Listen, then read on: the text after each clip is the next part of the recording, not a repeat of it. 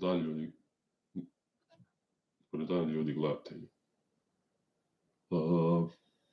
Danas ćemo tirat ove utakmice što su odigrane prije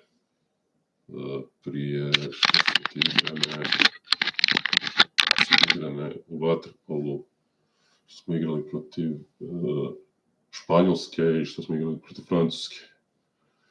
Gledajte, mi ćemo dati sve od sebe da budemo dobri danas protiv Crne Gore. Odigrali smo odlične utakmice protiv pogotovo Španjolske, to se nije ništa moglo očekivati da ćemo mi dobiti utakmicu, jer definitivno to je bilo hoćemo, nećemo dobiti utakmicu, ali smo je dobili ipak. I to zahvaljujući stvarno našima, naši su igrali stvarno to. Ko nije pratio, naravno može.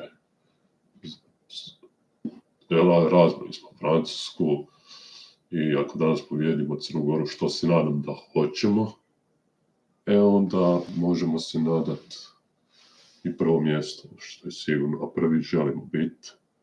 Tako da, gledajte utakmicu, naravno gledat ću je ja i zapratite moj kanal, ko još nije zaprati,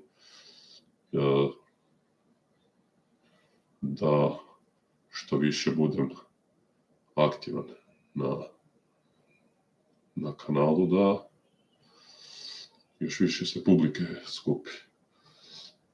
I vidjet ćemo, danas će to biti protiv Crne Gore. Crnogorci su nama zagorčili život na prošlom svjetskom prvenstvu kad su nas dobili. Bili su puno bolji, su bili loši. Ćemo dati sve od sebe da danas dobijemo utakmicu i dobivanje te utakmice imamo i odmor, a nedobivanje te utakmice ne izbjegavamo igranje tog prijašnjeg kruga prije četvrtfinala.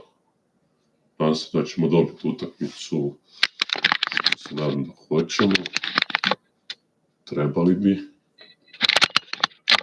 dobiti, ali vidjet ćemo, jer dobra ekipa Crne Gore, jer su pomladili ekipu, ali to je dobra ekipa, stvarno imaju kvalitetnu reprezentaciju, mi ćemo sve dati da dobijemo tu utakmicu. Naši dečki su stvarno, igraju u top klubovima, naravno,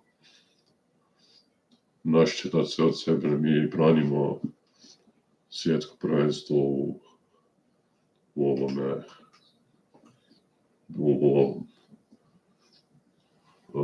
vaterpolu, ne svjetsko, ispričavam se, europsko prvenstvo u vaterpolu i iz Splita i nadam se da ćemo pobijediti, ali možemo to dobiti utakmicu, potući ćemo se, nadam da neće biti lagana utakmica, ali mi ćemo dati sve od sebe da dobijemo utakmicu. Naravno da će trebati igrati kao protiv Španjolske, neće se smjeti nikakva greška napraviti, a znaju to naši, zna Ivica Tucak šta radi, pustit ćemo ga. Gledajte večeras utakmica ko ne zna, utakmica je u